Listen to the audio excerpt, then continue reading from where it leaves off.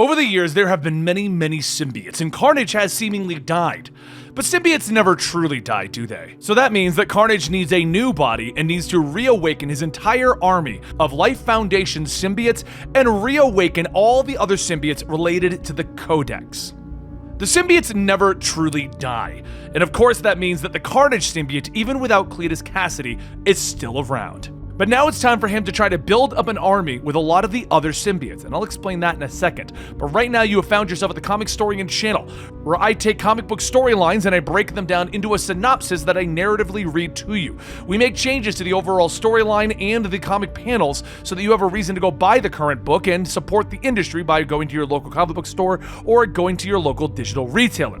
And we basically give you a condensed version of an audio drama of your favorite comic storylines here. And I hope you enjoy this type of content, and if you do, consider pressing that like button after the video. But anyway, at the end of King in Black, Carnage was seemingly dead, and Flash Thompson had seemingly been brought back from the dead. So now Carnage is off to try to rebuild an army by taking control of all of the symbiotes that he created over the years that have kind of broken away from him. So he's trying to get all of them back, and at the same time, Flash Thompson is trying to stop him. This is the Extreme Carnage miniseries that was created recently, and it's 8 issues long, and let's get into it.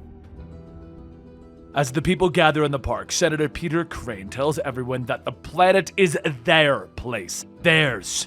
They like to think of themselves as the top of the food chain, don't they? Kings of the hill. After all, if the highest rung of the evolutionary ladder isn't occupied by them, who else would it be? They live in a brave new world now, friends, and they've been disillusioned about their place in it. Their world is filled with predators, monsters. They shouldn't have been surprised. They should have known for years that they're not alone. First, the mutants came for them. Now, the aliens. Even on their good days, superhuman threats run free right under your noses.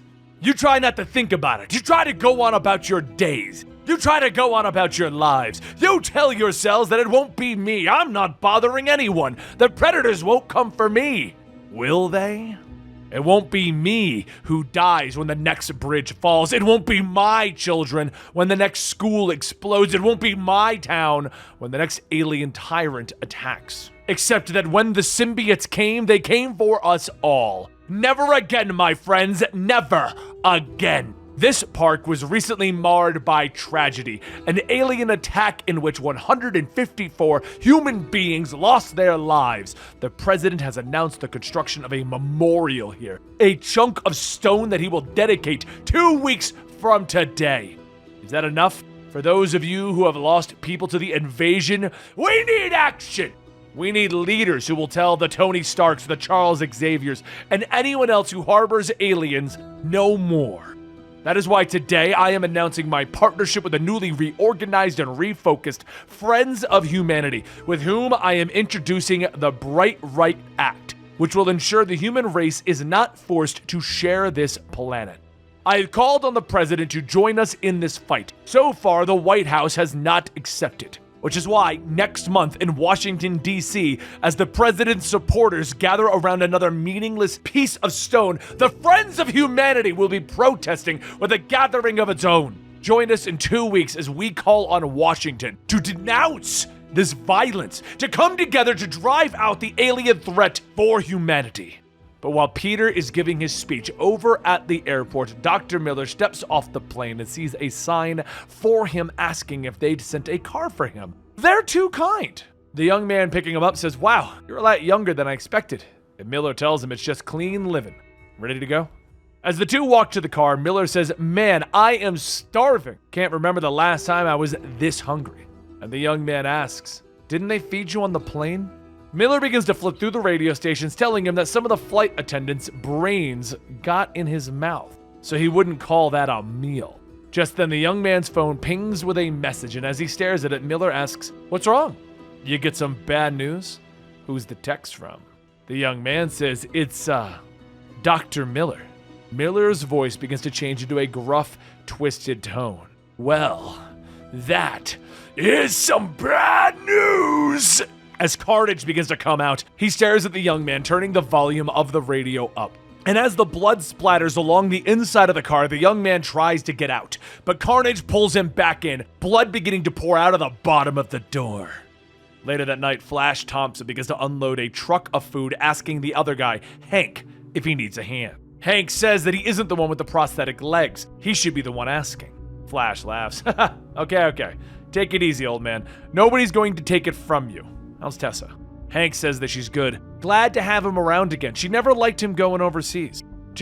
He likes working for the shelter, and he knows a lot of vets really need this stuff, but he just doesn't want to be moving boxes his whole life, you know?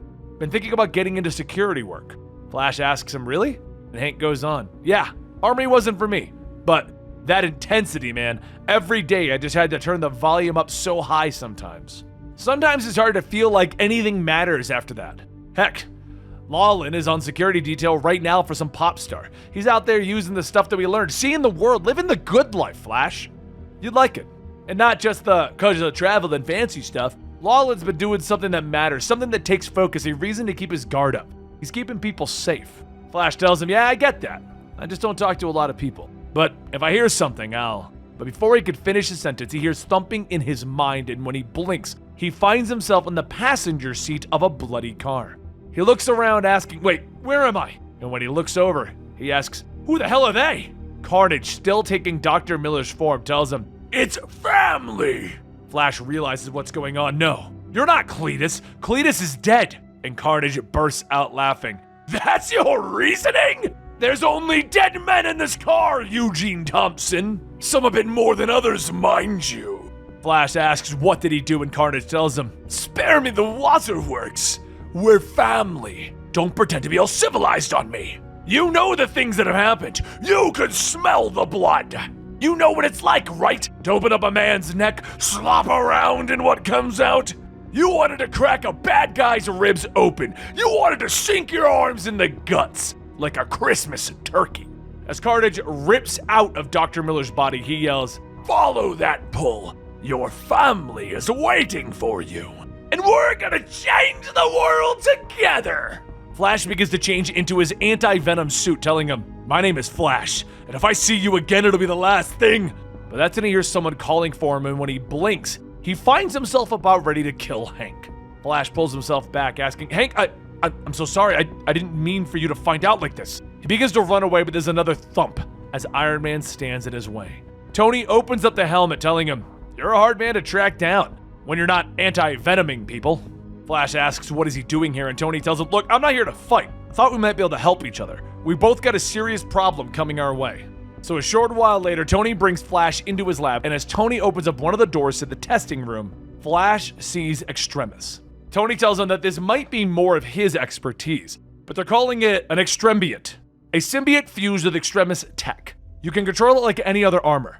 But Flash yells, it's a living thing! There's no controlling it! Not long term! Tony tells him that he brought him in for something else, actually. Since Null's invasion, he's been scouring video from all over the world for potential symbiote activity. And that's how he found Flash. But not all of his goopy cousins have been unloading food at homeless shelters. Last week, a boat was found drifting in the Indian Ocean with the remains of 4 Somali pirates sloshing around on the deck. No bullet holes, no signs of bladed weapons, just viscera. The next day, a Somali warlord and his militia were found the same way. I have reliable intel that a rep with the American Arms Division of Alchemex was here. Today, that man stepped off a plane in the JFK International Airport about 10 minutes before the remains of 2 flight attendants and a passenger were found. Flash tells him, it's Carnage. He's here. Tony tells him, no, Cletus is dead. Flash tells him, that's not how it works.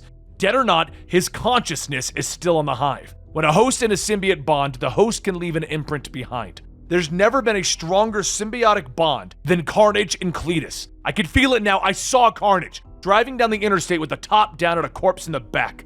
He spoke to me.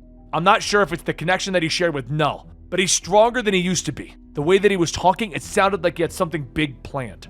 Tony says that he might have an idea. Since Null's invasion, every man, woman, and child on Earth now knows about symbiotes, and because of that, they're scared to death. We can't afford another high-profile symbiote attack right now. A lot of people want every non-human living on Earth rounded up, friendly or otherwise. And nobody's banging that drum louder than Senator Peter Crane of New York. Crane is staking his career on the anti-alien movement. He's the new face of the Friends of Humanity, who no one's taken seriously in 10 years. He has strong ties to Alchemex. Pretty sure Crane's in danger. We need someone who already understands and can find big symbiote threats before they make the news. You said that there's a pull towards Carnage. Follow that. See where it leads, Flash. If you're right, it has something to do with Peter Crane and we need to warn him. Shadow him. If anything happens to him, he'll be a martyr. The Friends of Humanity will be the new normal. The next day, Peter Crane holds up at another rally, but in the crowd, Flash is scanning the area looking for anything. He says that he can feel Carnage there. He wanted him to be close by. But then Flash begins to hear Carnage's voice, telling him that they're all wondering when he'd show up. I've got all your brothers and sisters waiting with me. Everyone turns to look at Flash and Carnage goes on. Damn near every symbiote Venom has ever spawned is right here around you. But you're not here to join them, are you? As the guns are drawn, Flash changes costumes and begins running, stating that Crane is not in danger. Crane is Carnage! So later that night, Flash waits in an alleyway when Hank passes by. He calls out to him asking if he was serious about the security job, because as a thing, it could be really dangerous. Hank tells him that no matter what it is, he's in. Flash tells him, good, it'll be a government job. Senator Peter Crane's hiring. Elsewhere, Peter Crane is sitting with a news anchor, and the anchor asks what does he say about the claims that his anti-alien message is merely an attempt to capitalize on people's fears to launch a future presidential bid.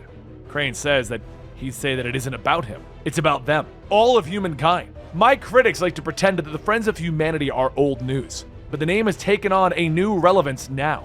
The For Humanity rally will prove that. And when we come together next month, when people see how many of us there are and what we can do, I think the world's going to be in for a big surprise. Alchemex is a dangerous place, an evil place. Man-made monstrosities are created there, the worst that there has ever been. And tonight, one of those things broke free. Spider-Man's doppelganger clone jumps out of the Alchemex building, and the guardsmen quickly pursue it. Doppelganger fights back with what he can, managing to snap the neck of one of the guards, but it isn't them that he should be worried about. Wearing the Scream symbiote, Andy shouts, asking, "Where are you going? We've been looking for someone that you know. You wouldn't happen to know where we can find Demogoblin, would you?" Scream tells Andy to stop teasing the doppelganger. She'll just aggravate it more. Doppelganger lunges up to where Andy is swiping, clawing at her, so Andy opens up her mouth, chomping down on the creature's neck. The living guardsman on the ground reports back that they have encountered a symbiote, lock onto the suit's location and bring it back up. Scream tells Andy that the guardsmen are hunting her, and Andy says, bad for them. But what if there's another way around? After securing Doppelganger, she stands before the guardsman asking, "Why are you hunting our kind?" The guardsman yells that he doesn't know anything. They have orders to keep an eye out for any non-human activity. That's all they're getting out of him. Andy leans in asking, "Is that so? There's more than one way to skin a cat." As hair begins to creep onto the guardsman's armor, it begins to poke and prod, ripping apart the armor when suddenly Scream makes her stop. Scream asks, "Did you hear that?" Andy tells her, "No, but I can feel it. It's making me dizzy. Where's it coming from?" Scream takes control again. "Can you hear that? Calling us!" As Scream breaks the window to the electric store, Andy asks, "What? Senator Kane's calling you? Never thought politics would get to symbiotes." Scream tells her, "No, something other. I can hear it. Can't stop ourselves. Must follow family." The thumping sound grows louder and louder, and Andy says that her skull is pounding. "Why can't I think straight? We need to get ourselves together and..." But before she could finish, a speeding car hits them, sending Scream bouncing across the road. Andy says that this isn't like them. She isn't in control, and Scream is telling her, "We must go! Must go! Must go!" Andy tells her to stop. She's supposed to be family. Scream starts to separate herself from Andy. "Can't stop hearing it! The call! Must go! Must find it! Need it!" Andy takes control, pulling a sewer lid off, jumping and stating that what they need is a timeout. "At least down here we'll be safe from ourselves." And Scream hisses, shouting, "You can't do this! Don't make us do this!" And as they fall into the water, Andy asks, "Do what? You're separating from me. Fight whatever it is. Resist it. You're stronger than whatever that is." "Scream?" As Andy looks at her hands, she can see that Scream has completely separated from her and asks, "Where did you go? Why are you so quiet? Wait, this isn't a sewer. Where are we?" through the darkness, Carnage appears. That's right. She's right where I want her to be. In your head, with all those squiggling little thoughts. Andy realizes what's going on. No, Carnage, how did you? It's kind of a funny story. What happens to a kingdom when you depose the king? Null used to rule this place, and now Brock thinks he's the king in black. But I was here first. I made this my home while I was waiting for the storm to blow over. See, Brock thought he put me down like a dog. But deep down, we all know the truth. Say it with me, Andy. Carnage never dies. Andy calls out to Scream, begging for her to come back, but Carnage cages her, telling her, you need to save your breath. Scream can't hear you anymore.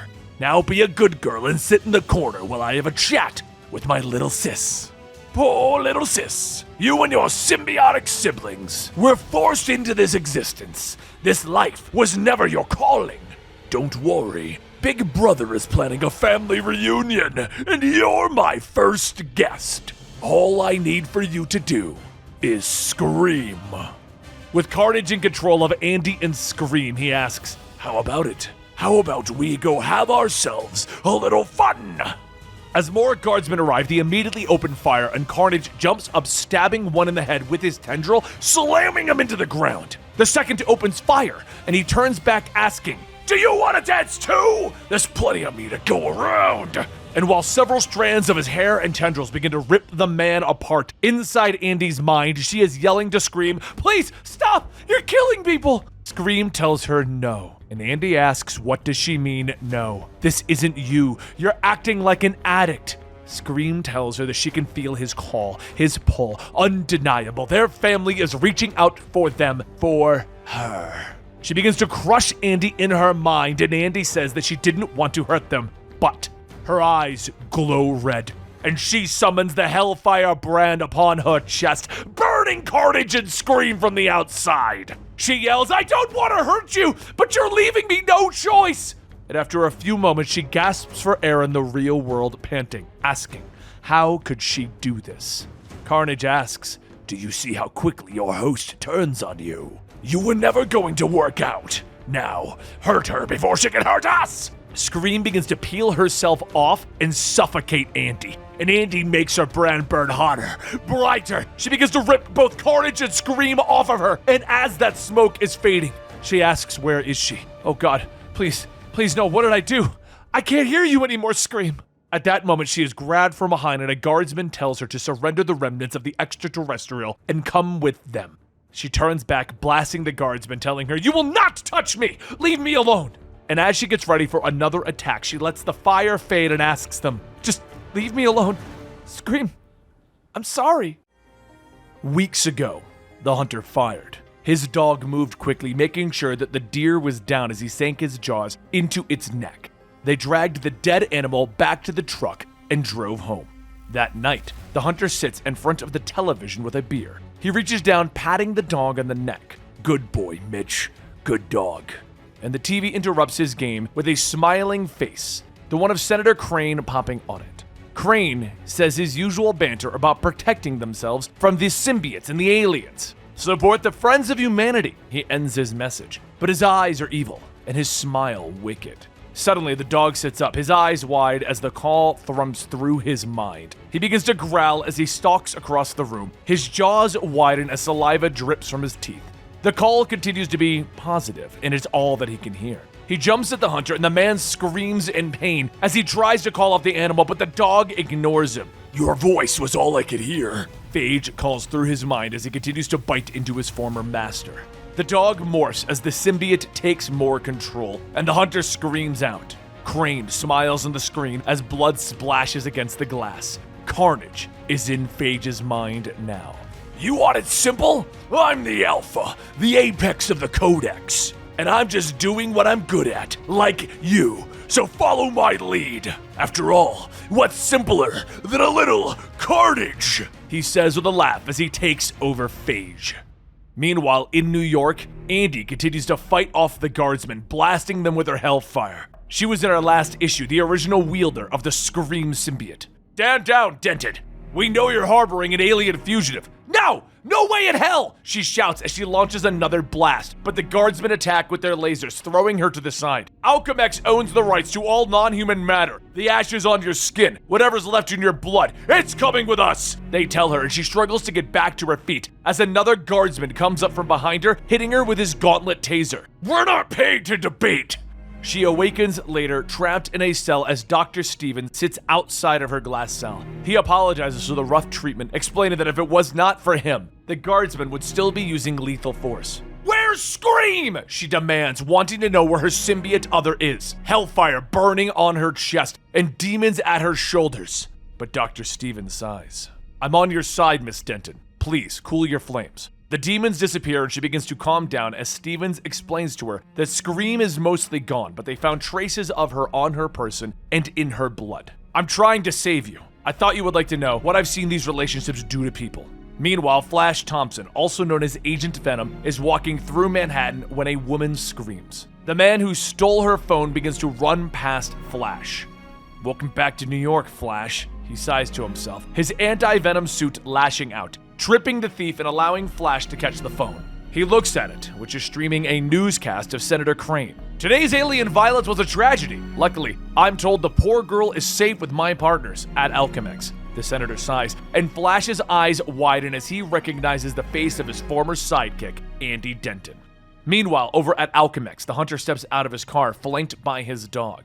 He introduces himself as Buck Cashman, a member of Senator Crane's private detail. The senator has taken a special interest in Andy Denton's case, and as of now, her treatment is under my oversight. Step aside, he tells the guardsmen posted outside, pushing past them, his dog moving at his side. Inside, the people are shocked as Cashman attacks a man, dragging him down the corridor. How did we get here, Scream? And her eyes widen as Cashman steps in front of the glass door to her cell. You should know, traitor. He snaps as the symbiotic tendrils begin to curve around his arm. Traitor? I've never met you. What is this? Andy questions as she beats her fist against the glass. But the Carnage phage creature begins to form over Cashman as he tells her, we want payback! Fine, you want me? I'm right here, but I promise it won't be easy. Andy tells him as the hellfire begins to form around her. Alarms begin to sound as the system detects the symbiote's presence. Tell us, what was it like to scream? Did you think Phage would let that betrayal stand? He asks as he rears up at her. Your attack stopped Scream from answering my call. Time to pay, but we don't burn, we consume! The alarms continue to sound in Dr. Stevens' office when suddenly the window shatters and Agent Anti-Venom lands on the floor. Dr. Stevens, where's Andy? He demands, and Stevens is shocked. Flash? Flash Thompson? You're alive? He stutters with Flash nodding as the symbiote pulls away to reveal his face. In a hurry, Doctor. Those alarms aren't for me. I know Andy Benton is here and I know you wouldn't hurt her, but I can't say the same for Alchemex. Where is she? He demands, but Stevens nods quickly. If you want to find her, Flash, follow the screams. Phage, meanwhile, is breaking through the glass, roaring as he launches himself at Andy Benton. But she lashes out with her hellfire, blasting him in the face. You think I'd let her be used by you? I have to disagree. Cashman looks up, the symbiote quickly reforming around him. Scream! We'll rise from the ashes! He declares, but Andy lashes out again, punching him in the face with her hellfire blast. But Phage whirls around, grabbing her by the head, the symbiote beginning to curl, covering her face and suffocating her. We all know your story. Born in the back of a car, abandoned by your mother, alone and unwanted. Why would your death be any different? Arr! He snarls at her. But Flash suddenly skids into the room, because she's not alone. This is over, Phage, he snaps, Phage turning to look at Agent Anti-Venom, tossing Andy across the room. Stand down unless you want you and your shade of a symbiote to join the traitor. Flash gets ready for the fight, preparing himself. Or I can hand you a beating to take back to your boss. Null has already hurt us enough. I'm not letting Carnage pour salt on that wound. Phage suddenly rushes past him, Thompson's eyes going wide as he watches Phage stab Andy through the chest. Carnage seeks blood for our hive, and today, we will be well fed. Before the life faded out of her eyes, Andy used what strength she had to release a fiery explosion that frees herself from the spike in her chest. Flash tries to do what he can, but as the guardsmen arrive, Phage doesn't even bother with him and begins to kill all of the innocents around them. Elsewhere, at a random retirement home in the middle of nowhere, USA, an old man is watching the news as a green liquid begins to coat his body. The news plays Crane's call to arms speech, and Lasher begins to hear pounding in his head, coming to life and escaping the retirement home with this half-alive old man host. But back at the lab, Phage continues tearing through, ripping apart the guardsmen, while Flash hurries over to try and save Andy. He rushes her to Dr. Stevens' lab, shouting that they need to do something for her. Without Scream, Andy's going to die! Dr. Stevens says that there were remnants of Scream in her, but Scream is damaged beyond repair. However, there was enough of the original structure intact to splice together with another symbiote. Yours, Flash Thompson. Andy sees the test tube with Scream in it, and she tells her that she is coming. And with what strength she had left, she managed to break free. The mixture of red cells from Scream and white cells from Anti-Venom's costume break free, covering Andy as a voice rings in her head, telling her to listen closely. The absence of Scream, the negative space of noise. We are now the sound of silence. As Andy rises, Flash asks if she's okay, but the symbiote tells him, "Shh, no more screams, no more pain. Do you hear it? All is quiet, all is silence." Over in Staten Island, a young Bren flips through the channels when he sees a report of an attack on the Alchemex building, the same one that his father works at. Toxin tells him to go. They need to get to his father. He needs Toxin. But back in the lab, Phage continues his rampage when he hears a voice calling to him, a more calmer voice. Silence steps out telling him, "The first rule is, speak only when spoken to." She grabs him, throwing him into the wall, but before he can even get up, she touches his face, the anti-venom serum beginning to spread around him, driving Phage mad to a point where he jumps out the window. His host's body slams into the ground and watches the symbiote come off of it as a dog is watching. Silence stands at the broken window watching this all go down, and Flash walks up asking, "Andy, is that you?"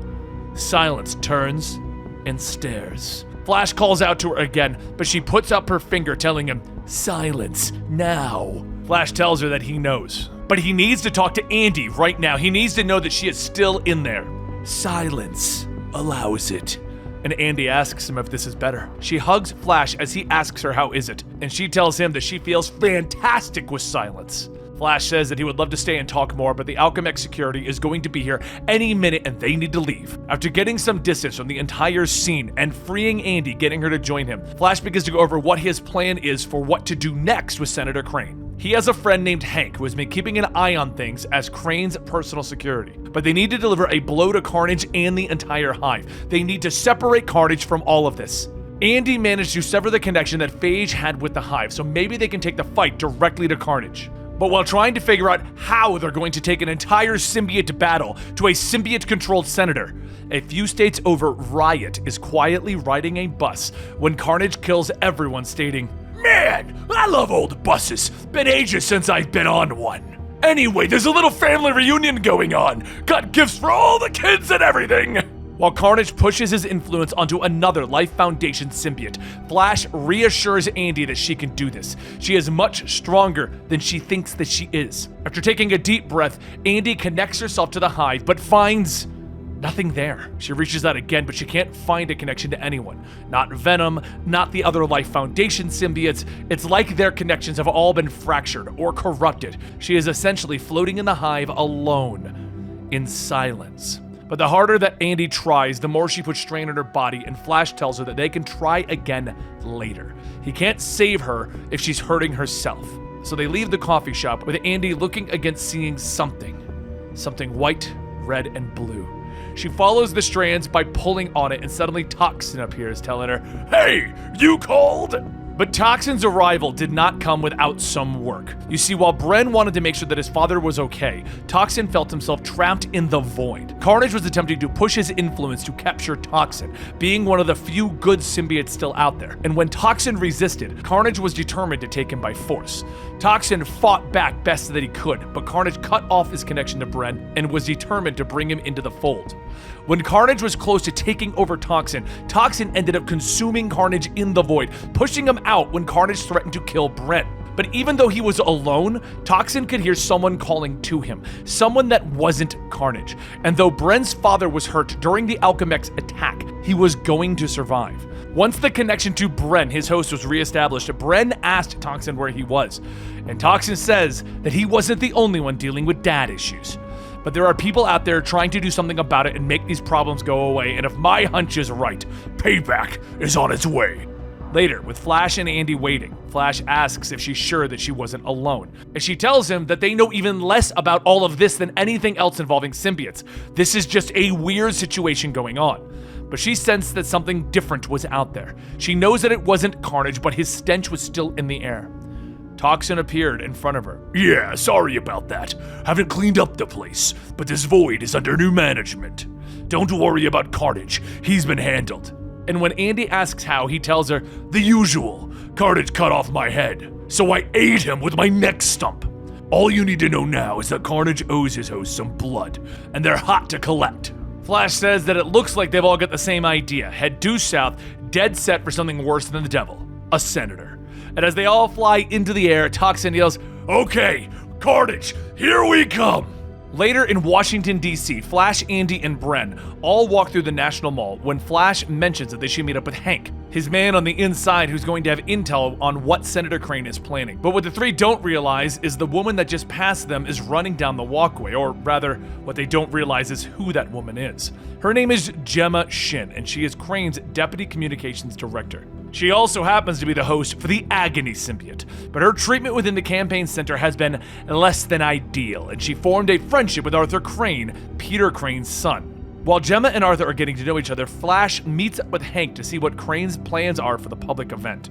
Hank says that he's been tailing Crane hard, and Crane has no idea that he's actually been spying on him. It's amazing what people will say in front of people that they consider unimportant. However, this weekend, the president is dedicating a memorial to people killed in the symbiote invasion. Crane is planning to hold his Friends of Humanity event on the same day, at the same time, in a co-opt moment.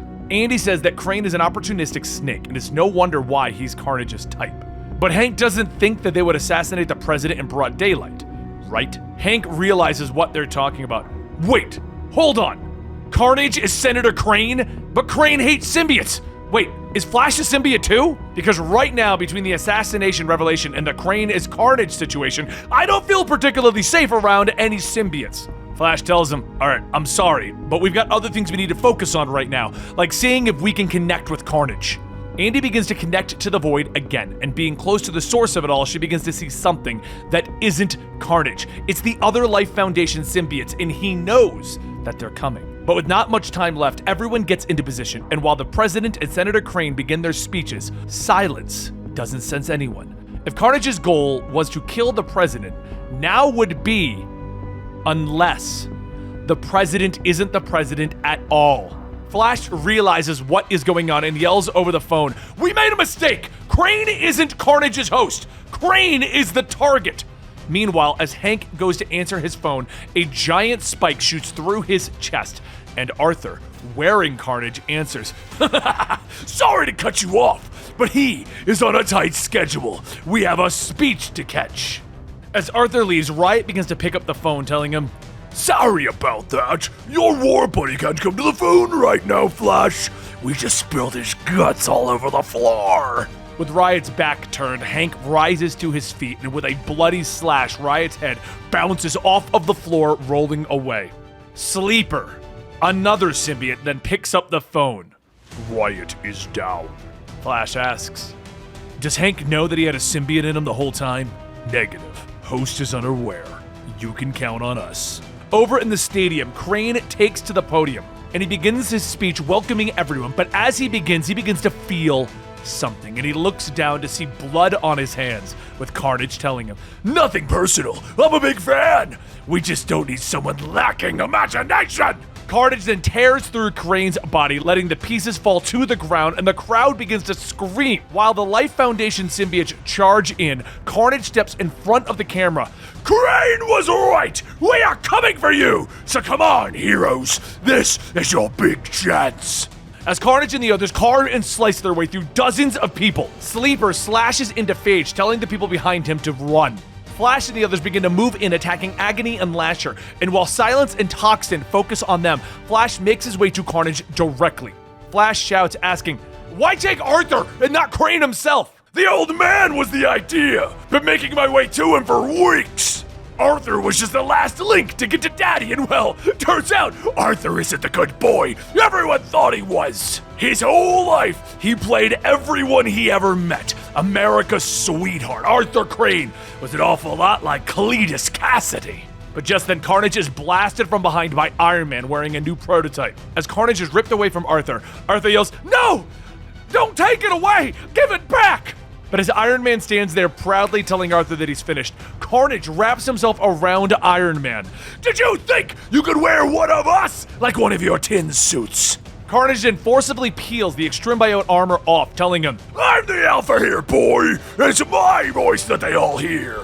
After absorbing the armor, Carnage gets ready to kill Tony Stark when Flash Thompson blasts him from behind, stunning him, and pulls Tony out of the way. Tony yells, "You can't let Carnage take the suit!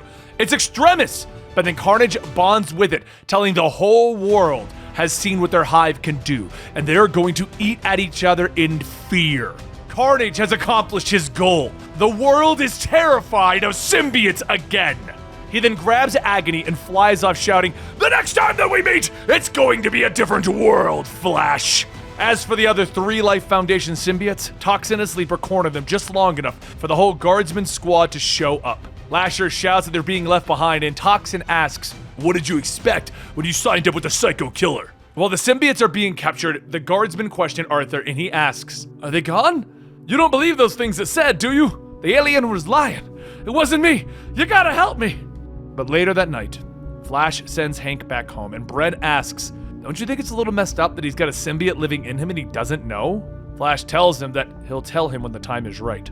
But they've got other things to worry about. Dr. Steven came through today, but how long until this happens again? Carnage and Agony are still in the wind. And as the news reports come out, it's just as Carnage said. The world is scared now.